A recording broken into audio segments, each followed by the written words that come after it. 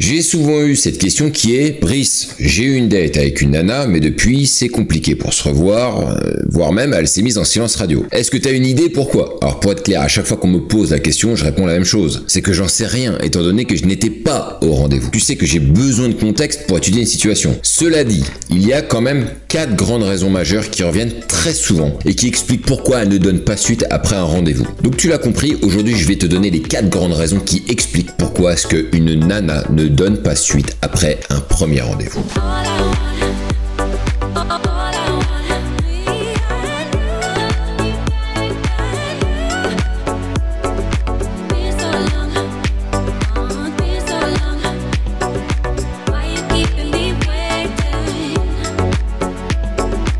On a souvent tendance à se dire que si elle accepte un rendez-vous galant, c'est que quelque part, l'affaire elle est pliée. Puisque si elle vient à un premier date, c'est qu'elle est intéressée. Sauf que cette réflexion, elle est mal posée au final. Dis-toi bien une chose, c'est que si elle accepte de venir en rendez-vous, cela ne veut pas forcément dire qu'elle est intéressée, mais ça veut surtout dire qu'elle a de l'intérêt. C'est pas pareil. Et cet intérêt ne demande qu'à être transformé en fille intéressée, voire totalement séduite. Donc on va voir aujourd'hui pourquoi est-ce qu'un intérêt peut se transformer soudainement en désintérêt et quoi faire pour réduire les risques de disparition soudaine que l'on connaît tant. Si tu ne me connais pas, je m'appelle Brice et j'aide les hommes à se créer des rencontres avec les femmes dans la vraie vie. Et peu importe que tu sois en sortie de longues relations ou que tu n'as tout simplement jamais eu les codes. Ça fait une dizaine d'années que je me suis plongé dans le monde des rencontres en abordant journée comme en soirée, et pas qu'en France d'ailleurs. Donc si tu cherches de bons conseils pour rencontrer des femmes, tu es au bon endroit. Et si tu es vraiment motivé à vouloir faire des rencontres et à changer les lignes du destin, tu trouveras en description une formation vidéo gratuite qui sont les 7 piliers à mettre en place tout de suite pour être plus séduisant. Alors fondamentalement, il y a des milliers de raisons pour lesquelles tu peux ne pas obtenir un deuxième rendez-vous. Mais malgré tout, il y a 5 raisons principales qui reviennent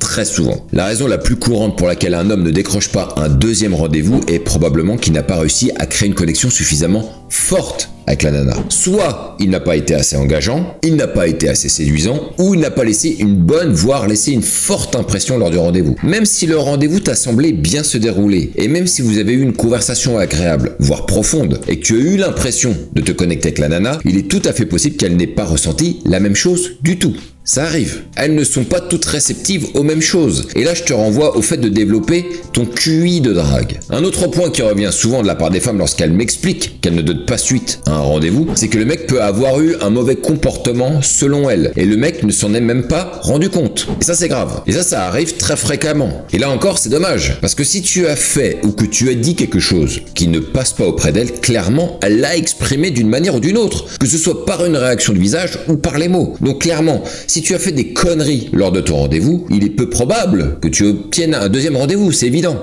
L'autre raison qui arrive très souvent, c'est d'avoir un mauvais comportement après, voire à la fin du rendez-vous. Tu peux te faire sanctionner si tu as été un peu trop audacieux ou que tu as poussé l'escalade un peu trop loin lors du premier rendez-vous. Si par exemple tu penses avoir été très proche de coucher avec elle ou que tu penses qu'elle est uniquement venue pour coucher avec toi, mais que cela ne s'est pas produit, elle peut penser que si elle accepte un deuxième rendez-vous, alors elle devra absolument coucher avec toi d'une part, mais elle peut aussi être amenée à penser que tu ne l'as rencontrée que pour la baiser. Auquel cas, ça veut tout simplement dire que tu t'en fous d'elle et que tout ce qui compte pour toi, c'est son cul. Alors dans le premier cas, cela peut la rendre anxieuse ou réticente à accepter un deuxième rendez-vous, même si l'on sait que d'un côté, les hommes doivent prendre plus de risques que les femmes si l'on veut conclure. Sauf que pousser, c'est bien, mais pousser trop fort sans s'en rendre compte est totalement contre-productif. Et concernant le fait qu'elle ait détecté ou qu'elle suppose le fait que tu ne l'as rencontrée que pour la baiser, n'oublie jamais une chose, les filles ne sont pas stupides, surtout si elles ont de la bouteille. Elles se disent généralement 2 choses. 1, il s'en fout de ma gueule, il veut juste mon cul. 2, si on baise maintenant, à tous les coups, j'ai plus de signe de lui après. Et donc ça veut dire que ce n'était que pour un coup d'un soir. Et je suis sûr que certains d'entre vous vont se reconnaître dans ce que je suis en train de dire.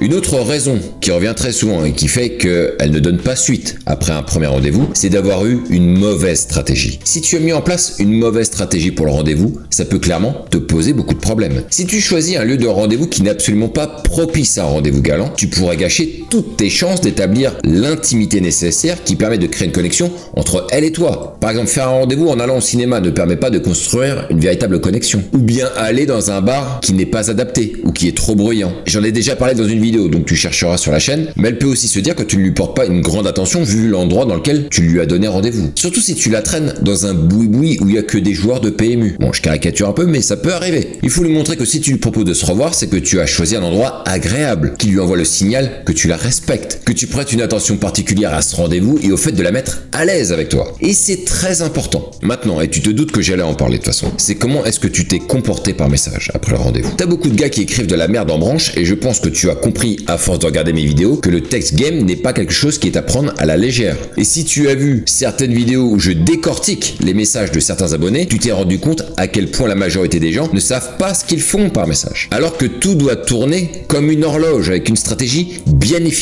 et bien établie comme je l'explique dans Shadow Texting. Et après un premier rendez-vous, les choses sont loin d'être actées. À ce stade, la rencontre n'en est qu'à ses débuts. Et je ne compte pas le nombre de meufs qui m'ont dit qu'après un rendez-vous avec un mec, que c'était sympa, donc pourquoi pas se revoir, mais qu'il était au final tellement lourd par message que ça les a démotivés. Des mecs qui font de la merde par message, c'est quelque chose comme 80% à peu près. Et c'est d'ailleurs pour cette raison que j'ai créé Shadow Texting, parce qu'il y avait trop de merde par message. Et parce que c'est trop chiant de se gâcher les chances avec une femme à cause d'un mauvais message, voire de plusieurs mauvais messages. Après, pour les raisons qui expliquent que tu ne la revois pas après un premier rendez-vous, et il faut le dire les gars, il y a aussi une part de malchance. Il arrive aussi parfois que même si tu as tout bien fait correctement, la chance peut ne pas être de ton côté. Des circonstances imprévues comme le retour d'un ex-petit ami par exemple, des problèmes de santé ou de travail, voire même des engagements importants qu'elle a pris dans sa vie. Tout ça, ça peut l'empêcher de poursuivre la relation même si le premier rendez-vous s'est bien passé. Ça peut arriver. Elle peut aussi se mettre à cogiter et finalement se demander pourquoi est-ce qu'elle est venue. Elle peut se dire que ce n'est peut-être pas finalement le bon moment pour elle de rencontrer quelqu'un. Elle peut aussi avoir raconté sa soirée avec toi à une pote et que sa pote trouve dans son récit que tu as dit ou que tu as fait quelque chose qui, selon elle, était inacceptable.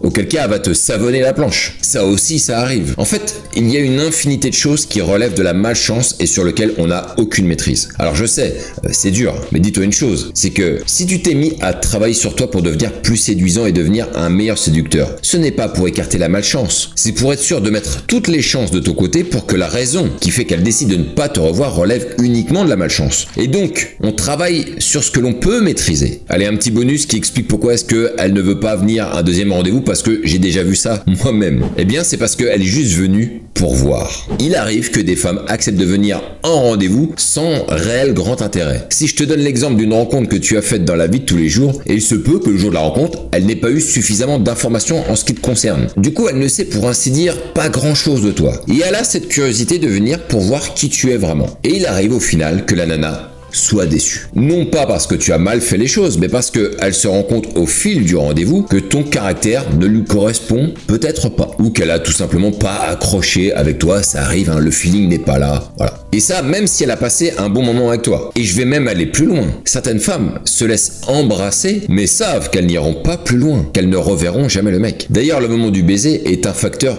déterminant chez certaines femmes. Car si le mec embrasse mal, il n'aura pas de seconde chance. Je me rappelle, il y avait un gars qui m'avait avoué que lorsqu'il avait embrassé une fille en rendez-vous, eh ben il lui avait fait une putain de soupe de langue digne des meilleurs films porno. Ce qui avait un peu dégoûté la nana. Et bien évidemment, tu t'en doutes, il ne l'a jamais revue. Donc pour conclure, et je pense que tu l'as compris, c'est difficile de dire avec exactitude pourquoi est-ce que tu n'as pas obtenu un deuxième rendez-vous, mais en travaillant sur ton game, ton attitude, ta stratégie et ton texting game, tu vas considérablement réduire les raisons qui font qu'elle ne veut pas te revoir. Comme je te l'ai dit, si tu maîtrises tout ça, il ne te restera plus que la malchance. Et donc la raison qui fait qu'elle ne veut pas te revoir est seulement due à des événements sur lesquels on n'a aucune influence. Donc voilà, j'espère que tu as appris des choses. N'hésite pas à partager d'ailleurs cette vidéo à ceux qui peut-être comme toi ne savent pas pourquoi est-ce qu'une nana ne veut pas les revoir. Partage ton expérience sur des situations où la nana n'a pas voulu te revoir si tu en connais les raisons. Sur ce, je te dis à la prochaine, ne lâche rien et vive ce putain de game.